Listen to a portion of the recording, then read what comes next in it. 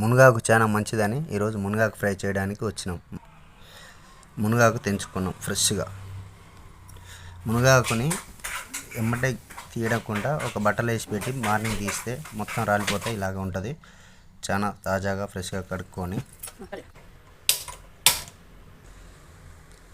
నూనె, జీలకర్ర, ఎండుమిరపకాయలు, పసుపు, పచ్చిమిరపకాయలు,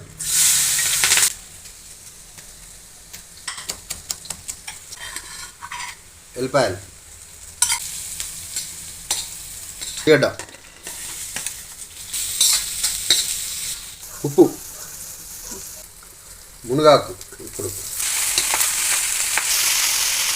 మునగాకు చాలా బాగా మగ్గింది.